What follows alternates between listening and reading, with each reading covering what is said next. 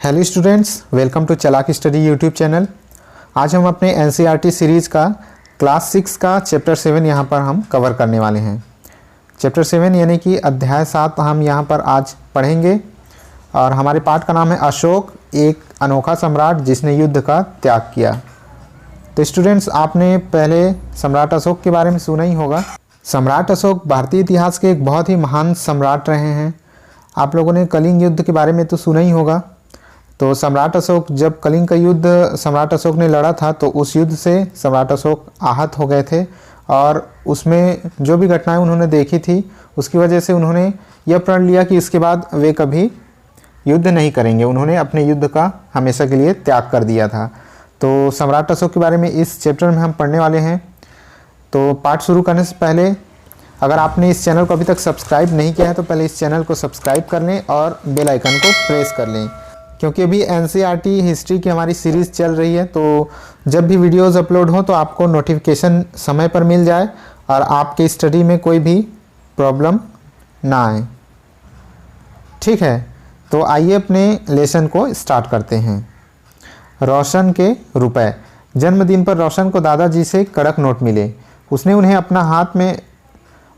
अपने हाथ में दबा रखा था। उसे एक नया सीडी खरीदने का बहुत मन था, लेकिन साथ ही वह बिल्कुल नए कड़क नोट को देखना और छूकर महसूस करना चाहती थी। तभी उसने पाया कि सभी नोटों में दाहिनी तरफ गांधी जी का मुस्कुराता चेहरा बना हुआ था और बाईं तरफ छोटे छोटे शेर चित्रित थे। उसने सोचा, आखिर यह शेर क्यों बने हुए हैं? एक बहुत बड़ा राज्य, एक साम्राज्य। हम जिन शेरों के चित्र रुपयों पैसों पर देखते हैं उनका एक लंबा इतिहास है। उन्हें पत्थरों को काटकर बनाया गया और फिर उन्हें सारनाथ में एक विशाल स्तंभ पर स्थापित किया गया था। इतिहास के महानतम राजाओं में से एक अशोक के निर्देश पर इसके जैसे कई स्तंभों और पत्थरों पर अभिलेख उत्कीर्ण किए गए। इसके पहले कि हम यह जानें कि अभिलेख में क्या लिखा है, यह समझने की कोशिश करते हैं कि उनके राज्य को साम्राज्य क्यों कहा जाता है। उनके राज्यों को साम्राज्य क्यों कहा जाता था? अशोक जिस साम्राज्य पर शासन करते थे उसकी स्थापना उसके दादा चंद्रगुप्त मौर्य ने लगभग 2300 साल पहले की थी। चाणक्य या कौटिल्य के नाम के एक बुद्धिमान व्यक्ति ने चंद्रगुप्त की सहायता की। चाणक्य के कई विचार हमें अर्थशास्त्र नाम की किताब में मिलते हैं। आप लोगों ने चंद्रगुप्त मौर्य का नाम सुना ही होगा। तो चंद्रगुप्त मौर्य ने मौर्य साम्राज्य की स्थापना की थी। इससे पहले हम लोगों ने एक राजा का नाम सुना था, महापद्मनंद। तो वो नंद वंश के अंतिम शासक थे। उन्हीं को हरा करके चंद्रगुप्त मौर्य ने अपने साम्राज्य की स्थापना की और उन्हीं के पोते का नाम था, क्या था? सम्राट अशोक। अशोक उनके पोते थे। ठीक है, तो जो चंद्रगुप्त मौर्य थे वो चाणक्य यानी कि जिन्हें हम कौटिल्य के नाम से भी जानते हैं। कौटिल्य एक बुद्धिमान व्यक्ति थे और इन्हीं की मदद से चंद्रगुप्त मौर्य ने अपने साम्राज्य की स्थापना की थी। इनका एक पुस्तक है अर्थशास्त्र, जो कि बहुत ही प्रसिद्ध पुस्तक है। ठीक है, अब है वंश। जब एक ही परिवार के कई सदस्य एक के बाद एक राजा बनते हैं तो उन्हें एक ही वंश का कहा जाता है। मौर्य वंश में 3 महत्वपूर्ण राजा हुए, चंद्रगुप्त, उनका बेटा बिंदुसार और बिंदुसार का पुत्र अशोक। पहले चंद्रगुप्त ने साम्राज्य की स्थापना की, फिर उनके पुत्र आए बिंदुसार और उनके पुत्र थे सम्राट अशोक। अब है साम्राज्य में बहुत से नगर थे। इनमें साम्राज्य की राजधानी पाटलिपुत्र, उज्जैन और तक्षशिला जैसे प्रमुख नगर थे। साम्राज्य की राजधानी क्या थी? पाटलिपुत्र, यानी किस साम्राज्य की? मौर्य साम्राज्य की। ठीक है, इसके अलावा उज्जैन और तक्षशिला जैसे प्रमुख नगर थे। तक्षशिला उत्तर पश्चिम और मध्य एशिया के लिए आने जाने का मार्ग था। दूसरी तरफ उज्जैन उत्तरी भारत से दक्षिणी भारत जाने वाले रास्ते में पड़ता था। शायद नगरों में व्यापारी, सरकारी अधिकारी और शिल्पकार रहा करते थे। साम्राज्य के बहुत बड़े क्षेत्र में किसानों और पशुपालकों के गांव बसे हुए थे। मध्य भारत जैसे इलाकों में ज़्यादातर हिस्सा जंगलों से भरा हुआ था। वहां पर लोग फल फूल का संग्रहण और जानवरों का शिकार करके जीविका चलाते थे। साम्राज्य के अलग अलग इलाकों में लोग भिन्न भिन्न भाषाएं बोलते थे। वे लोग शायद अलग अलग प्रकार का भोजन करते थे और यहाँ तक कि अलग अलग किस्म की पोशाकें पहनते थे। तो यहाँ पर एक भारत का मैप दिया हुआ है। ठीक है, अब देखते हैं इस मैप के बारे में। यहाँ पर क्या लिखा हुआ है कि जिन जगहों पर अशोक के शिलालेख मिले हैं उन्हें लाल बिंदुओं से दिखाया गया है। ये सारे इलाके साम्राज्य के भीतर थे। उन देशों के नाम बताओ जहां अशोक के अभिलेख मिले हैं। भारत के कौन से राज्य मौर्य साम्राज्य के बाहर थे। ठीक है, तो इसमें यह बताया गया है कि ये भारत का जो नक्शा, यहाँ जो लाल बिंदियाँ दी गई हैं वहाँ पर अशोक के शिलालेख मिले थे। तो आप देख सकते हैं कि ऑलमोस्ट पूरे भारत के नक्शे पर ये लाल बिंदु जो हैं वो दिखाई दे रहे होंगे। इवन उनके जो भारत का नक्शा उसके बाहर भी, यानी कि पाकिस्तान अफगानिस्तान वाले एरिया में भी ये लाल बिंदु दिखाई दे रहे हैं। यानी इन सभी जगहों से अशोक के स्तंभ प्राप्त हुए हैं। तो इससे ही आप समझ सकते हैं कि अशोक कितना महान सम्राट था जिसका आधिपत्य पूरे भारत में था। राज्य साम्राज्य कैसे भिन्न है? राज्य साम्राज्य से कैसे भिन्न है? चूंकि साम्राज्य राज्यों से बड़े होते हैं और उनकी रक्षा के लिए बड़ी सेनाओं की जरूरत होती है, इसीलिए सम्राटों को राजाओं की तुलना में ज़्यादा संसाधनों की जरूरत होती है। ठीक है, इसी कारण उन्हें बड़ी संख्या में कर इकट्ठा करने वाले अधिकारियों की जरूरत होती थी।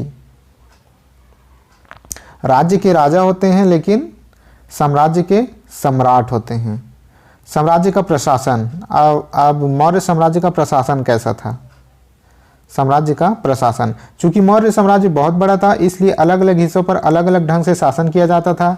पाटलिपुत्र और उसके आसपास के इलाकों में सम्राट का सीधा नियंत्रण था। इसका मतलब यह हुआ कि इलाकों के गांवों और शहरों के किसानों, पशुपालकों, शिल्पकारों और व्यापारियों से कर इकट्ठा करने के लिए राजा अधिकारियों की नियुक्ति करते थे।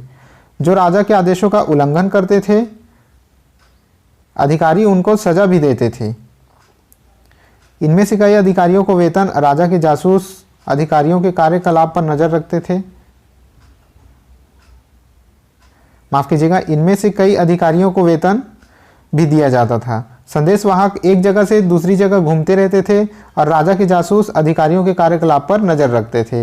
इन सब के ऊपर सम्राट था जो राज परिवार एवं वरिष्ठ मंत्रियों की सहायता से सब पर नियंत्रण रखता था।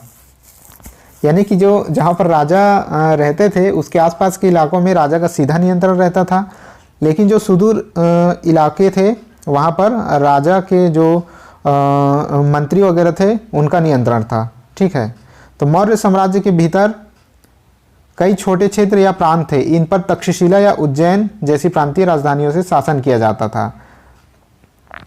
तो मौर्य साम्राज्य के भीतर कई छोटे छोटे क्षेत्र और प्रांत भी थे। यहाँ दिया गया कि छोटे क्षेत्र और प्रांत भी थे। इन पर तक्षशिला और उज्जैन जैसी प्रांतीय राजधानियों से शासन किया जाता था। यानी तक्षशिला और उज्जैन जो है वो यहाँ की प्रांतीय राजधानी थी।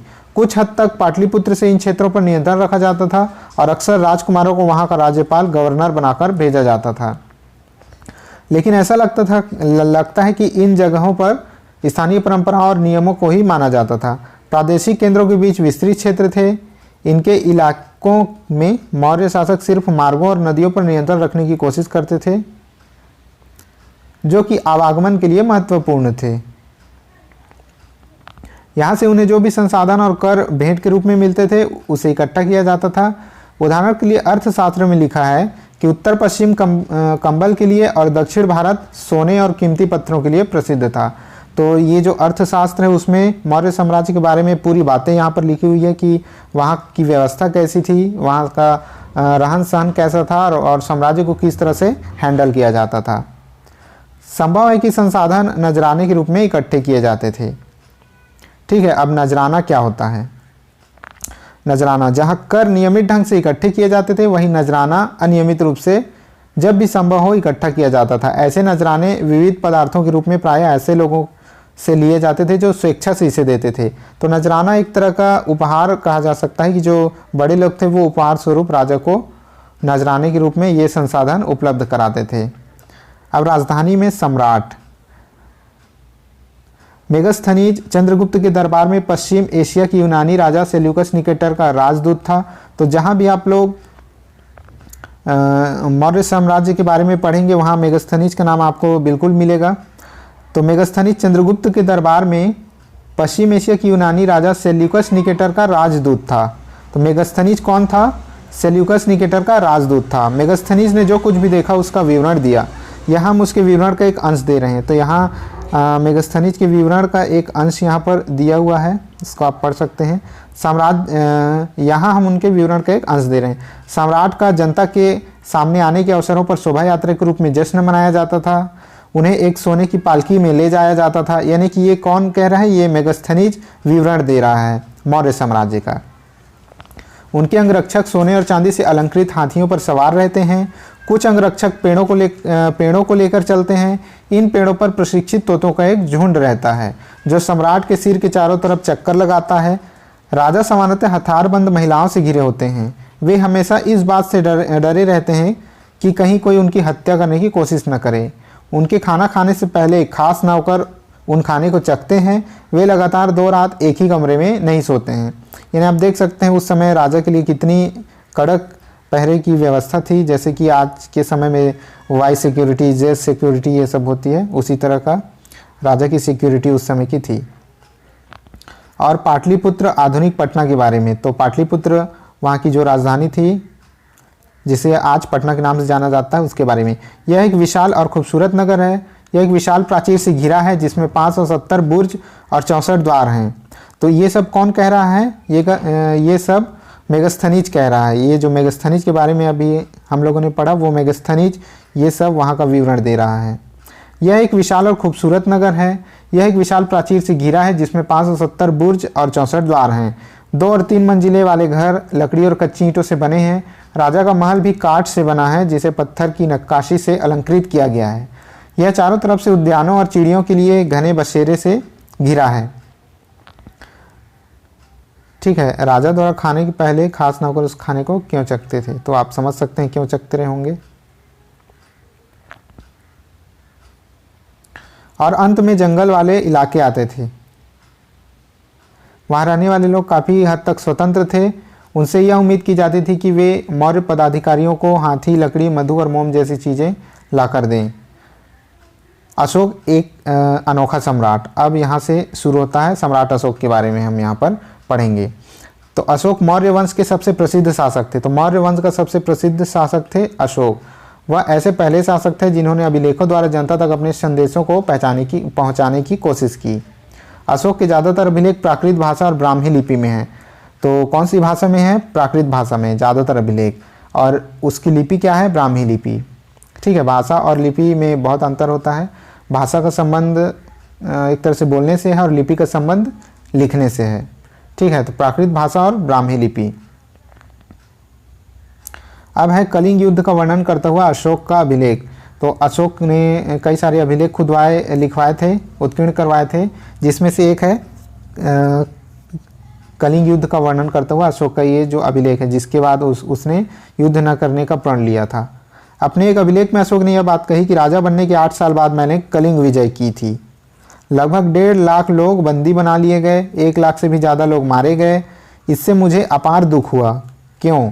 जब किसी स्वतंत्र देश को जीता जाता है तो लाखों लोग मारे जाते हैं और बहुत सारे लोग बंदी बनाए जाते हैं। इसमें ब्राह्मण और श्रमण भी मारे जाते हैं। जो लोग अपने सगे संबंधियों और मित्रों को बहुत प्यार करते हैं तथा दास और मृतकों के प्रति दयावान होते हैं, वे भी युद्ध में मारे जाते हैं या अपने प्रियजनों को खो देते हैं। इसलिए मुझे पश्चाताप हो रहा है। अब मैं धम्म पालन करने एवं दूसरों को इसकी शिक्षा देने का निश्चय किया है। मैं मानता हूँ कि धम्म के माध्यम से लोगों का दिल जीतना बलपूर्वक विजय पाने से ज़्यादा अच्छा है। मैं यह अभिलेख भविष्य के लिए एक संदेश के रूप में उत्कीर्ण कर रहा हूँ कि मेरे बाद मेरे बेटे और पोते भी युद्ध न करें। इसके बदले उन्हें यह सोचना चाहिए कि धम्म को कैसे बढ़ाया जाए। कलिंग की लड़ाई से युद्ध को लेकर अशोक के विचारों में कैसे परिवर्तन हुआ। धम्म संस्कृत शब्द धर्म का प्राकृत रूप है। तो ये जो धर्म शब्द है उसी का प्राकृत रूप है धम्म। उसे उस समय धर्म को क्या कहा जाता था, धम्म कहा जाता था। ठीक है, अब है अशोक का कलिंग युद्ध।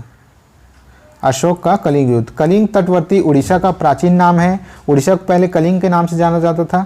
अशोक ने कलिंग को जीतने के लिए एक युद्ध लड़ा, लेकिन युद्ध जनित हिंसा और खून खराबा देखकर उन्हें युद्ध से वितृष्णा हो गई, यानी घृणा हो गई युद्ध से। उन्होंने निर्णय लिया कि वे भविष्य में कभी युद्ध नहीं करेंगे। अशोक का धम्म क्या था? अशोक के धम्म में किसी देवी देवता की पूजा अथवा किसी कर्म कांड की आवश्यकता नहीं थी। उन्हें लगता था कि जैसे पिता अपने बच्चों को अच्छे व्यवहार की शिक्षा देते हैं, वैसे ही यह उनका कर्तव्य था कि अपनी प्रजा को निर्देश दे। वे बुद्ध के उपदेशों से भी प्रेरित हुए थे, यानी कि जब उन्होंने युद्ध न लड़ने का निश्चय किया उसके बाद वे बुद्ध के उपदेशों से वे प्रेरित भी हुए थे। ऐसी कई समस्याएं थी जिनके लिए उनमें संवेदनाएं थीं। उनके साम्राज्य में अलग अलग धर्मों को मानने वाले लोग थे और इससे कई बार टकराव पैदा हो जाता था। जानवरों की बलि चढ़ाई जाती थी, दासों और नौकरों के साथ क्रूर व्यवहार किया जाता था। इनके अलावा परिवार में व पड़ोसियों के बीच भी झगड़े होते रहते थे। अशोक ने यह महसूस किया कि इन समस्याओं का निदान उनका कर्तव्य है, इसलिए उन्होंने धम्म महामात्य नाम के अधिकारियों की नियुक्ति की, जो जगह जगह जाकर धम्म की शिक्षा देते थे। तो उन्होंने किस तरह के अधिकारियों की नियुक्ति की? धम्म महामात्य। इसके अतिरिक्त अशोक ने अपने संदेश कई स्थानों पर शिलाओं और स्तंभों पर खुदवा दिए। अधिकारियों को यह निर्देश दिया गया कि वे राजा के संदेश को उन लोगों को पढ़कर सुनाएं जो पढ़ नहीं सकते थे। अशोक ने धम्म के विचारों को प्रसारित करने के लिए सीरिया, मिस्र, ग्रीस तथा श्रीलंका में दूत भी भेजे। अब उन्होंने कहाँ कहाँ दूत भेज डाले? सीरिया, मिस्र, ग्रीस तथा श्रीलंका में। ठीक है, तो उन्होंने सड़कें बनवाई, कुएं खुदवाए और विश्राम गृह बनवाए। इसके अतिरिक्त उन्होंने मनुष्य व जानवरों की चिकित्सा की व्यवस्था भी की। यहाँ पर एक स्तंभ दिया गया है जो, अब इसके बारे में क्या लिखा गया उसको देखिए। उत्कृष्ट पॉलिश वाले पत्थर की इस मूर्ति को देखो, यह बिहार के रामपुरवा में मिले एक मौर्यकालीन स्तंभ का हिस्सा है। ठीक है, अभी इसे राष्ट्रपति भवन में रखा गया है। यह उस समय की मूर्तिकला का एक नमूना है। तो कितनी अद्भुत मूर्तिकला का ये नमूना है, आप देख सकते हैं। अब है अपनी प्रजा के लिए अशोक के संदेश। अशोक ने क्या संदेश दिया था प्रजा को? लोग विभिन्न अवसरों पर अनुष्ठान करते हैं। उदाहरण के लिए जब वे बीमार होते हैं, जब उनके बच्चों का विवाह होता है, बच्चों के जन्म और जब यात्रा शुरू करते हैं, तब वे तरह तरह के अनुष्ठान करते हैं। ये कर्मकांड किसी काम के नहीं है। इसके बदले यदि लोग दूसरी रीतियों को माने तो वह ज़्यादा फलदायी होगी। ये अन्य प्रकार की रीतियाँ क्या हैं? तो ये रीतियाँ क्या हैं? ये हैं अपने दासों और नौकरों के साथ अच्छा व्यवहार करना, बड़ों का आदर करना, सभी जीवों पर दया करना और ब्राह्मणों तथा श्रमणों को दान देना। अपने धर्म की प्रशंसा या दूसरों के धर्म की निंदा करना, दोनों ही बातें गलत हैं। हर किसी को दूसरे धर्म का आदर करना चाहिए। यदि कोई अपने धर्म की बढ़ाई और दूसरे धर्म की बुराई करता है तो वह वास्तव में अपने धर्म को ज़्यादा नुकसान पहुंचा रहा है। इसलिए हर किसी को दूसरे धर्म के प्रमुख विश्वासों को समझने की कोशिश करते हुए उसका आदर करना चाहिए। ठीक है, भारत के प्रथम प्रधानमंत्री पंडित जवाहरलाल नेहरू ने लिखा है कि उनके धर्मादेश आज भी हमें एक ऐसी भाषा में बात करते हैं जिन्हें हम समझ सकते हैं और जिन्हें हम बहुत कुछ जिनसे हम सीख सकते हैं। अशोक ने धम्म के विचारों को दूर दूर तक फैलाने के लिए उन बातों को बताया जो आपके अनुसार आज भी प्रासंगिक हैं।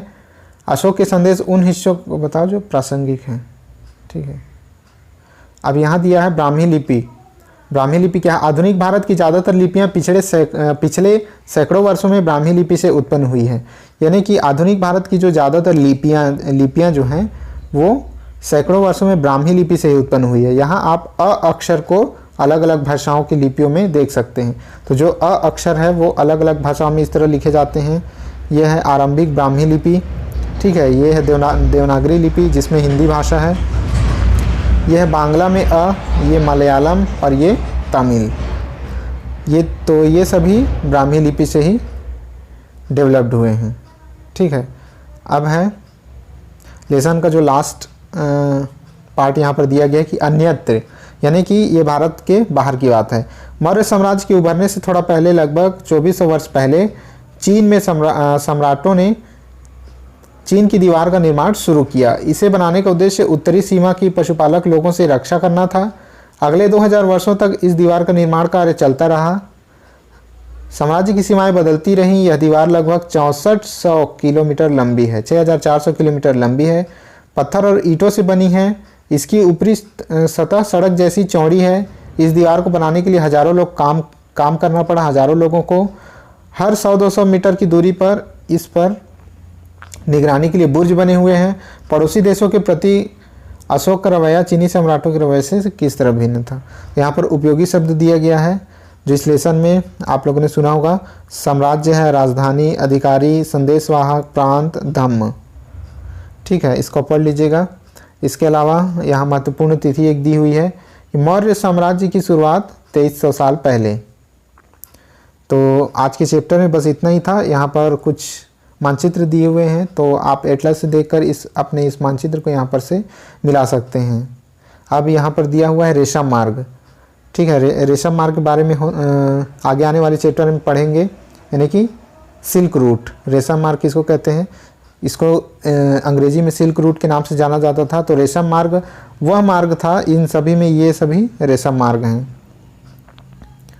ये जितने भी यहाँ पर दिए हुए हैं ये सभी रेशम मार्ग हैं। भारत से गुजरने वाले भी और देशों से, एक देशों से दूसरे देशों तक जाने के लिए एक मार्ग बनाया हुआ था, जहाँ पर लोग रेशम को ले जाते थे। यानी रेशम का व्यापार करने के लिए एक जगह से दूसरे जगह पर जिस रास्ते से जाया जाता था उसे रेशम मार्ग कहा जाता था। ठीक है, अब यहाँ पे है आगे की बात। लगभग 2000 वर्ष पहले मौर्य साम्राज्य का पतन हो गया। मौर्य साम्राज्य का पतन कब हुआ? लगभग 2200 वर्ष पहले, यानी 2200 वर्ष पहले। इसके स्थान पर साथ ही अन्य जगहों पर भी कई नए राज्यों का उदय हुआ। पश्चिमोत्तर में तथा उत्तर भारत के कुछ भागों में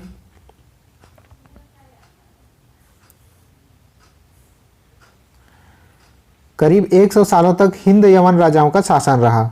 इनके बाद पश्चिमोत्तर, उत्तर तथा पश्चिम भारत पर शक नामक मध्य एशियाई लोगों का शासन स्थापित हो गया। इनमें से कुछ राज्य लगभग 500 वर्षों तक टिके रहे, जब तक कि शक शासकों को गुप्त शासकों से पराजय नहीं मिल गई। शकों के बाद कुषाण लगभग 2000 वर्ष पहले का शासन स्थापित हुआ।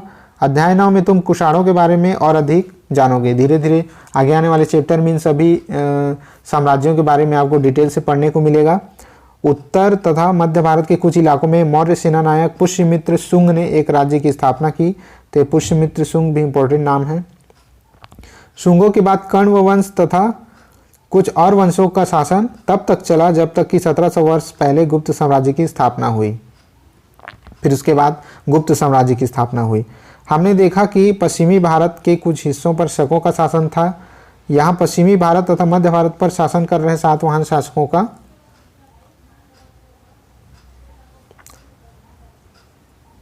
सातवाहन शासकों के साथ इनके कई युद्ध हुए। लगभग 2100 साल पहले स्थापित सातवाहन राज्य लगभग 400 सालों तक टिका रहा।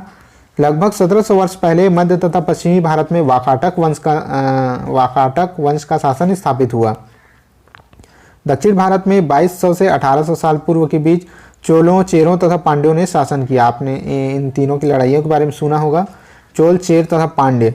लगभग 1500 साल पहले पल्लवों और चालुक्यों के 2 बड़े राज्य स्थापित हुए। इसके अलावा और भी कई राज्य और राजा थे। इनके बारे में हमें उनके सिक्कों, पांडुलिपियों, पुस्तकों से पता चलता है। इन सब के साथ साथ अनेक ऐसे परिवर्तन भी हो रहे थे जिनमें सामान्य स्त्री पुरुष का महत्वपूर्ण योगदान था। इसमें कृषि का प्रसार, नए शहरों का विकास, उद्योग तथा व्यापार में प्रगति आदि थी। व्यापारियों ने एक तरफ जहां उपमहाद्वीप के अंदर तथा बाहर जमीन के रास्तों की खोज की, वहीं पश्चिमी एशिया, पूर्वी अफ्रीका तथा दक्षिण पूर्वी एशिया के समुद्री रास्ते भी खुले। इसके साथ साथ कई सड़क मार्गों के साथ साथ जल मार्गों का भी खोज किया गया। मंदिरों, स्तूपों तथा इमारतों का निर्माण हुआ, किताबें लिखी गई, साथ ही वैज्ञानिक खोज भी हुए। ये सारी बातें साथ साथ हो रही थी। इन पुस्तकों के बाकी हिस्सों को पढ़ते हुए तुम इन बातों का ध्यान रखना। ठीक है, तो ये एक फॉर्मेट दिया गया है, पहले से बता दिया गया है कि आगे इन सभी के बारे में आप लोग पढ़ने वाले हैं। तो इन सभी चीज़ों को ध्यान में रखते हुए आगे की चीज़ों को पढ़ना ज़्यादा सरल होगा आप लोगों के लिए। तो यहाँ पर हमारे ये चैप्टर यहाँ पर समाप्त होता है। ये चैप्टर 7 आज यहाँ पर समाप्त होता है, जिसमें सम्राट अशोक के बारे में और मौर्य साम्राज्य के बारे में आप लोगों ने पढ़ा। तो ठीक है, आज के वीडियो में बस इतना ही। तो अगर वीडियो पसंद आया हो तो एक लाइक और शेयर ज़रूर कर दीजिएगा।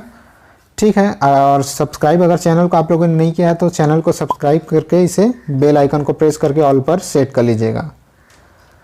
तो आज की वीडियो में बस इतना ही। अब मिलते हैं फिर से नेक्स्ट वीडियो में, तब तक के लिए जय हिंद।